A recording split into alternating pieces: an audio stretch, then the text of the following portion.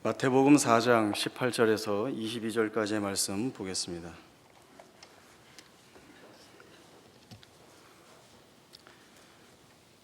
신약 성경 마태복음 4장 18절에서 22절까지의 말씀 제가 읽겠습니다.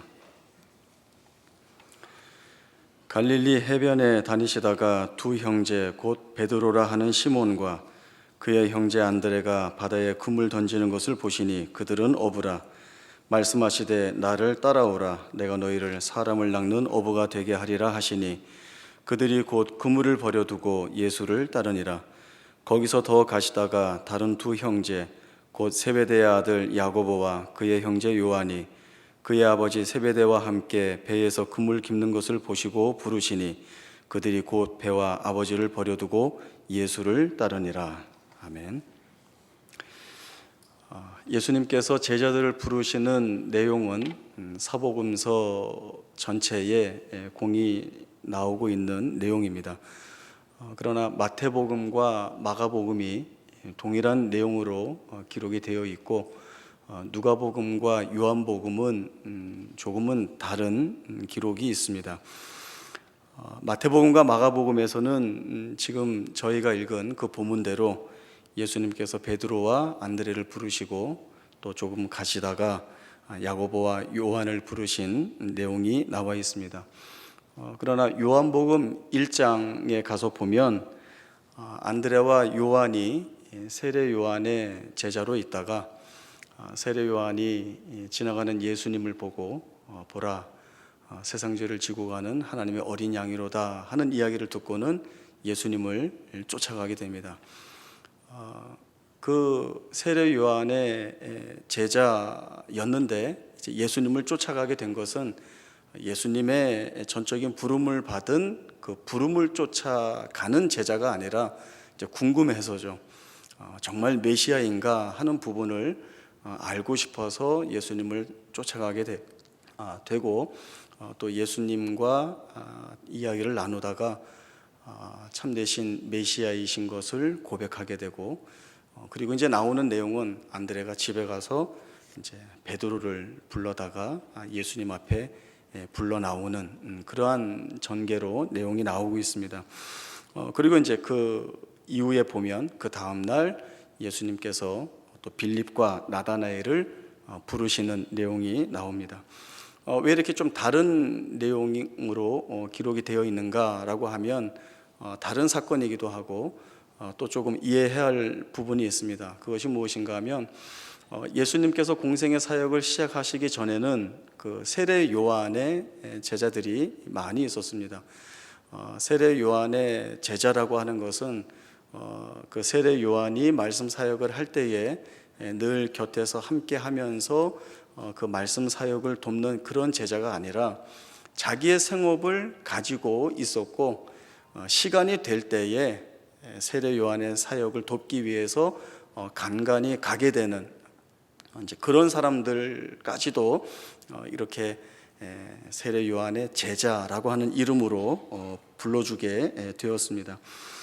그런데 이제 오늘 저희가 함께 읽은 마태복음 4장에서의 내용을 보면 예수님의 이 제자로의 부르심은 자기 생업을 가지고 있고 시간 될 때 나와서 예수님의 사역을 돕는 자로서의 제자를 부르시는 것이 아니라 자기의 생업, 자기의 모든 것을 다 버리고 이제 예수님께서 이 땅에서 행하시는 그 메시아 사역 그리고 복음 사역을 전적으로 도울 수 있는 제자를 부르시는 것으로 베드로와 안드레 그리고 야고보와 요한을 부르시는 내용이 나오고 있습니다.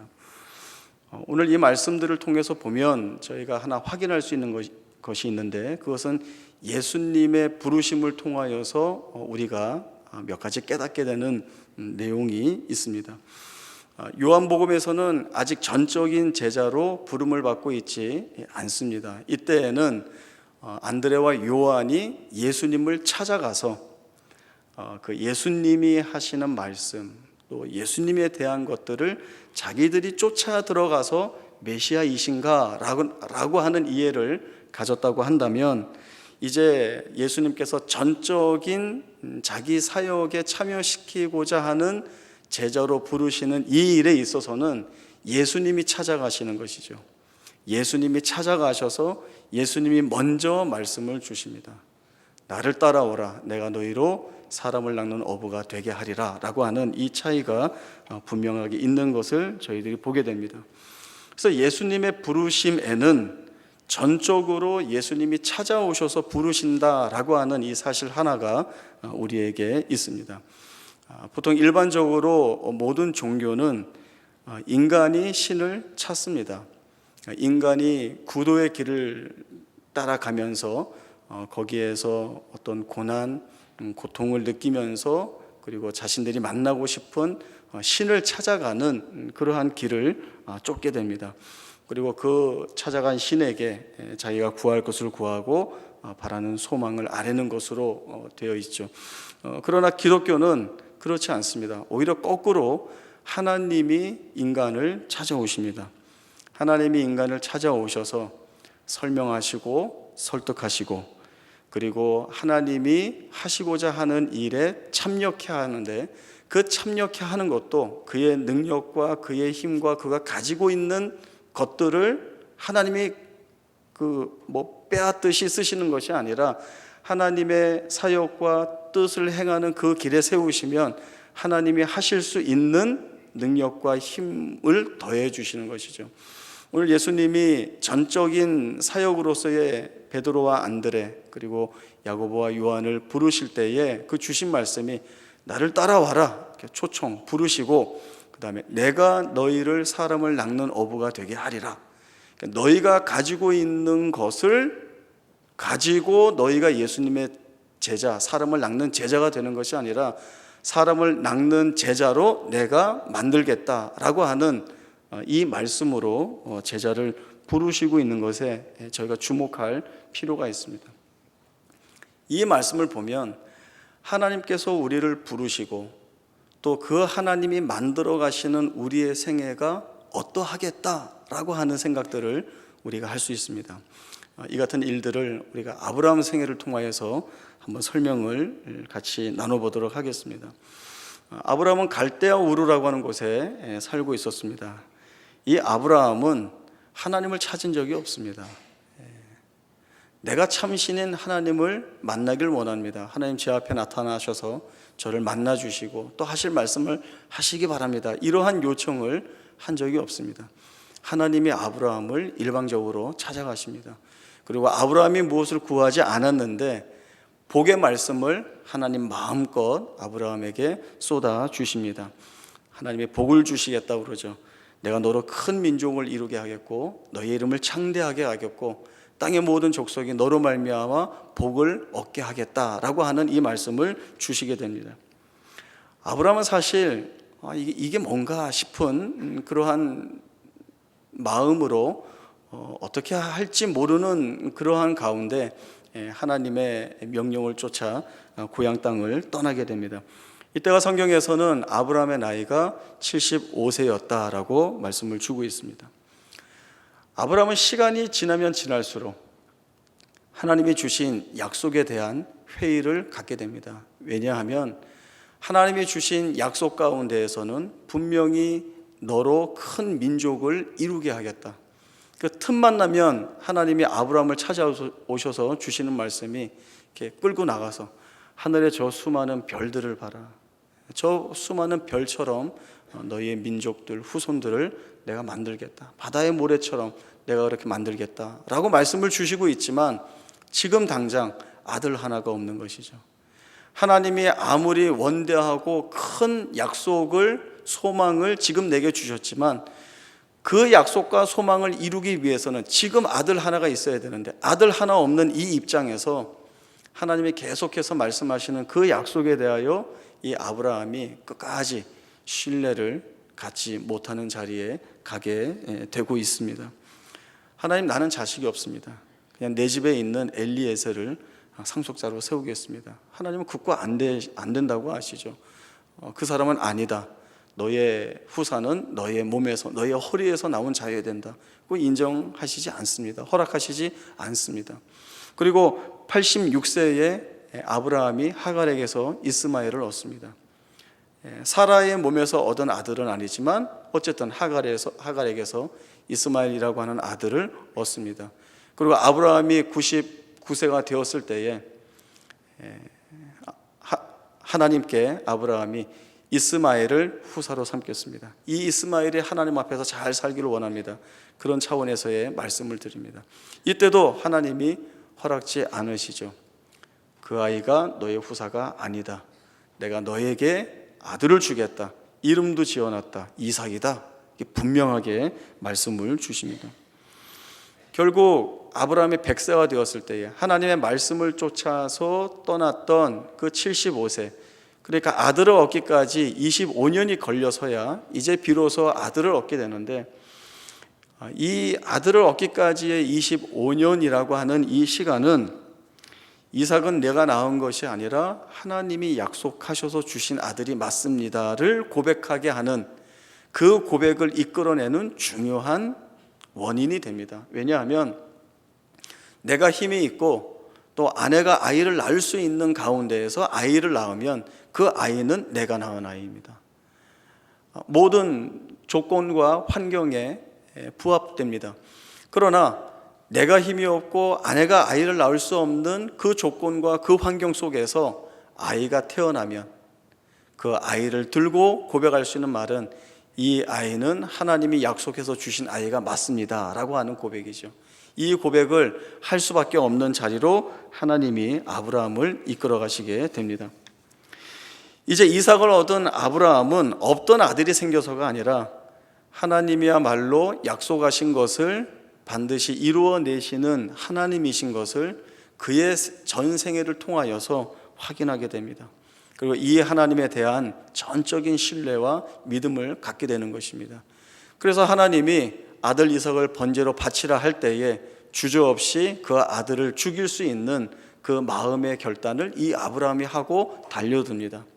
아브라함 마음에는 내가 이 아이를 죽여서 하나님께 바치더라도 이 아이가 있어야 하나님이 약속하신 그 모든 것들이 다 이루어지기 때문에 죽은 자 가운데서 내가 다시 돌려받는 것처럼 하나님께서 이 이삭을 살려 내 품에 안기실 것이다 라고 하는 믿음이 있기 때문에 그 일을 분명히 하실 것이라는, 그 일을 행하고야 마실 것이라는 하나님에 대한 믿음을 가지고 있었기 때문에 그 담대한 결단과 결심을 이 아브라함이 하게 됩니다. 그래서 결국 아브라함의 생애가 어떻게 됩니까? 하나님이 처음 하나님을 찾지도 않은 인생에게 찾아오셔서 하나님에게 그 무엇도 요구하지 않는 그에게 말씀하여 주시고 부어주셨던 하나님이 하신 모든 약속을 다 이루어내시게 됩니다. 야곱을 하나만 더 이야기해 보죠. 야곱은 속이는 자입니다. 거짓을 행하여서 남의 것을 빼앗는 자입니다. 그가 가지고 있는 것이라는 것은 하나님 보기에 다 단점이고 약점이고 부정적인 것이고 나쁜 것들입니다. 그러나 하나님이 그가 어미의 태에 있을 때부터 하나님의 주권으로 그를 택하시고, 그리고 베델에서 그를 만나 주시면서 내가 너의 모든 길을 지킬 것이고 돌아오게 할 것이고 내가 너의 하나님이 되겠다 하는 그 말씀을 주셨습니다. 그리고 그 주신 말씀대로 이 야곱의 생애에 간섭하셔서 한 사람의 생애를 바꾸어 나가시는 것이죠. 결국 이 야곱이 처음에는 속이는 자, 거짓된 자, 남의 것을 빼앗는 자, 자기 이익만을 위한 자로 시작하였지만 하나님이 그의 생애에 개입하시고 간섭하셨을 때 그는 자기의 이름을 이스라엘로 바꾸어 하나님 앞에 받고, 그리고 바로 앞에서조차도 그를 진심으로 그리고 담대하게 축복할 수 있는 자리에 서는 그런 야곱이 되게 됩니다. 하나님의 부르심에는 후회하심이 없습니다. 하나님의 부르심에 후회하심이 없다라고 하는 것에는 하나님이 택하신 그 생애는 책임지신다는 것이죠. 책임지신다는 이 말뜻을 우리가 분명히 알고 있습니다. 책임지신다면 하나님은 우리를 버리시지 않고 외면하시지 않고 하나님이 우리를 배반하지 않으시고 하나님이 우리를 배신하지 않습니다.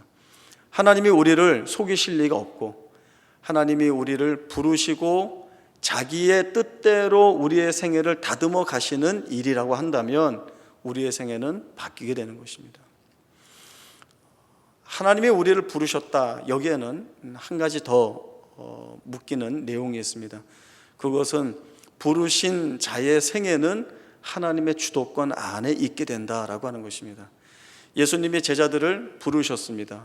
부르시고 너희가 알아서 훈련받고 너희가 주의 일을 해라, 이렇게 말씀하지 않았습니다. 나를 따라오라, 내가 너희를 사람을 낚는 어부가 되게 하리라. 그러니까 내가 만들겠다, 내가 만들고야 말리라 라는 말씀을 주시는 것은 이제 이 제자로 부름받고 있는 자들의 생애의 주도권을 주님이 그 손에 쥐게 되셨다는 뜻이죠. 이들은 다 어부입니다. 이들은 보통 우리가 생각할 때 주님의 제자로서 거기에 걸맞는 어떤 좋은 조건이나 내용들이 거의 없습니다. 나중에 예수님이 승천하신 이후에 베드로가 설교했을 때 그 듣던 사람들이 다 뭐라고 얘기합니까? 제 무식한 어부인데 어디서 저런 말씀의 능력이 나왔는가? 라고 의아해하죠.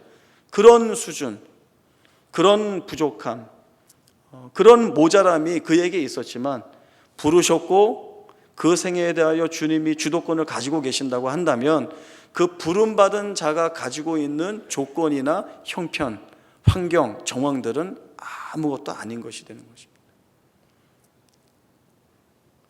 처음에 말씀드렸죠. 부르셨으면 하나님이 채워서 일하게 하시는 것입니다. 일할 수 있도록 주님이 힘을 더하시고 일하는 자리로 하나님이 이끌어 가시고 일할 수 있는 능력을 하나님이 더하시는 것이지, 내가 가지고 있는 것으로 만족할 만한 결과물을 만들어서 주 앞에 드려서 칭찬받는 것이 결코 아닌 것입니다. 하나님이 우리를 찾아오셔서 우리를 부르신 것이면 우리의 생애의 주도권이 하나님께 있음을 우리가 고백해야 합니다. 제가 전도사 시절에 한 부서를 맡아서 있었는데 교사가 부족했습니다. 그래서 이제 교사 하실 수 있을 만한 분에게 부탁을 드리죠. 우리가 교사가 부족합니다. 오셔서 교사 좀 해주시면 좋겠습니다. 그러면 거절하는 분들의 모든 대답이 똑같습니다. 제가 지금 아는 것이 너무 없어서 성경을 열심히 공부해서 많이 알고 준비되면 그때 와서 제가 교사를 하겠습니다. 제가 부탁했는데 그렇게 거절하고 가셔서 성경 공부를 열심히 해서 잘 준비된 다음에 오셔서 교사하신 분은 창조일에 한 명도 없습니다. 그리고 그렇게 오지 않습니다. 그렇게 오지 않습니다. 그 사실을 알고 있기 때문에 제가 그 거절의 말을 막고 다시 부탁을 드립니다. 성경 지식 많이 가지고 있어도 아이들 사랑하는 마음이 없으면 안 됩니다. 어린 영혼을 사랑하는 마음을 갖고 계시다면 기도하시면서 시작하면 됩니다. 그러면 하나님이 하게 하시고 잘하실 수 있는 교사가 되실 것입니다. 그렇게 해서 시작하지 다 준비된 다음에 오겠습니다 라고 해서는 안 되는 것입니다. 목사들도 이러한 부분에 유혹을 많이 받습니다. 내가 열심히 하면 교회 성도 늘릴 수 있고 부흥시킬 수 있다. 교회 안 나오는 성도 다 전화해서 일일이 찾아보고 관심을 기울이는 표시를 하고 나가서 전도하고 또 이렇게 부흥시킬 수 있는 시중에 나와 있는 많은 프로그램들을 도입해서 세팅을 하고 나면 부흥할 수 있다. 이러한 생각에 많은 유혹을 받습니다. 그 마음도 이해되고 그러한 심정도 이해가 됩니다. 성도들 잘 챙겨주는 거 좋죠. 또 게으른 것보다 성실하게 신실하게 부지런하게 하는 거 좋습니다. 그러나 주의할 것은 이렇게 하면 이렇게 된다, 내가 이렇게 하면 이렇게 만들 수 있다라고 하는 것은 우리가 제일 조심해야 할 시험인 것입니다. 우리는 누구에게 부름받고 있습니까? 나 자신으로부터 부름받고 있는 것 아닙니다. 하나님으로부터 부름받고 있고, 내 생애의 주도권을 누가 쥐고 있습니까? 내가 쥐고 있는 것이 아니라 하나님이 쥐고 계시는 것입니다. 그러면 이제 여기서 좀 더 생각을 해보죠. 하나님이 우리를 부르셨고 오늘 부르셨으니까 우리가 이 자리에 나와서 하나님을 예배하고 찬송하고 영광을 돌립니다. 그러니까 확실합니다. 부르셨으니까 우리의 생애가 하나님의 손에 붙잡혀 있고 그분의 주도권 하에 우리가 있다고 한다면 우리가 서 있는 자리, 때로는 기쁘고 즐겁고 좋은 일들을 겪는 자리에 있을 수도 있지만 보통은 마음이 아프고 안타깝고 또 고난을 겪는 어떤 고통을 만나게 되는 그러한 자리에 있을 수도 있습니다. 그러면 보십시오. 거기에 이런 생각입니다. 하나님이 부르신 우리를 그리로 보내셔서 세우신 것 같습니다. 우리는 기도하죠. 고난이 없게 해주십시오. 고통이 없었으면 좋겠습니다. 환난이 없었으면 좋겠습니다. 늘 모든 일들이 순탄하게 흘러가고 내 마음에 드는 일들로만 갔으면 좋겠습니다. 그러니까 우리가 하는 보통의 기도이고 간구이고 소원이자 소망입니다. 그러나 조금 시각을 달리해서 하나님이 오늘 나를 부르셔서 내가 만나고 있는 이 자리가 하나님과 상관이 없는 자리이겠는가? 하나님이 이 자리에 나를 밀어 넣어서 세우시는 자리이기도 하고, 내가 마음 아파 어떻게 할 수 없어 눈물을 흘리고 있는 그 자리가 하나님이 허락하셔서 지금 가서 나를 세우시는 자리일 수 있다는 것입니다. 그러면 거기에서 하나님이 뭘 하시겠어요? 내가 너를 고난의 자리에 밀어 넣었으니까 넌 거기서 고난받아라. 눈물을 흘리고 한탄할 수밖에 없는 자리에 내가 널 세웠으니까 넌 거기서 울어라. 그렇게 하나님이 내버려 두실까요? 아브라함의 생애를 바꾸시고 야곱의 생애를 바꾸어 내신 그 하나님이 동일하게 우리의 삶 가운데서 역사하시는데, 그 하나님이 그 자리에서 우리의 생애의 주도권을 갖고 계신 그 하나님이 우리에게 그 자리에서 무엇을 보게 하시고 무엇을 깨닫게 하시겠습니까? 아무리 고통이 있는 자리, 고난이 있는 자리이라 할지라도 그 자리에서 하나님을 만나 배울 수 있는, 하나님을 더 가까이 할 수 있는, 내가 이 자리에서 하나님이 아니면 나올 수 없습니다를 고백하게 하는, 그래서 결국 하나님과 더 가까이 묶이게 되는 그러한 내용과 조건으로 삼으실 것이고, 눈물을 흘리고 한탄하는 그 자리에서 하나님, 여기에 와서 보니까 세상이 이 문제를 해결할 수 없습니다. 이 문제를 해결하실 분은 하나님밖에 없습니다 라는 고백을 그 입에서 하게 하기 위하여서 하나님이 우리를 그리로 밀어넣으시는 거죠. 이스라엘 백성들을 광야 40년의 그 길을 걷게 하십니다. 그리고 그 길을 걷게 하시는 것은 그들을 훈련시키시고 낮추시고 하나님의 말씀에 순종하는가 안 하는가 보기 위함입니다. 그렇다고 내버려 두셨습니까? 그렇지 않았습니다. 하늘에서 만나를 내리시고 반석에서 물을 내주시고 간조한 땅을 지나지만 거기에서 의복과 발이 헤어지거나 부르트지 않는 그 은혜를 하나님이 그들의 생애에 담아주십니다. 그리고 이 세대가 거기에서 언약을 갱신하고 하나님을 자신들의 하나님으로 고백하고 새롭게 가나안을 향해서 출발하게 되는 것입니다. 우리의 생애를 부르신 하나님, 우리의 생애에 대하여서 주도권을 가지고 계신 하나님이 오늘 그 모습으로 우리에게 찾아오셔서 일하고 계십니다. 이 하나님이 계시기 때문에 이제 우리가 담대하게 자신 있게 생각하고 말할 수 있는 것은, 내가 어디에 서 있든지 간에, 내가 어디에 처해 있든지 간에 그 자리는 하나님과 관련되어 있는 자리이고, 그 자리에서의 구원이나 해방은 하나님으로 인하여 얻게 되는 것일 테고, 그리고 그 마지막과 결과는 하나님께 영광 돌리는 것으로 끝맺음을 하게 된다라고 하는 이 사실을 우리가 보게 됩니다. 디모데후서 1장 3절 말씀 한번 보겠습니다. 신약 성경 343쪽 디모데후서 1장 3절에서 8절까지의 말씀을 제가 읽겠습니다.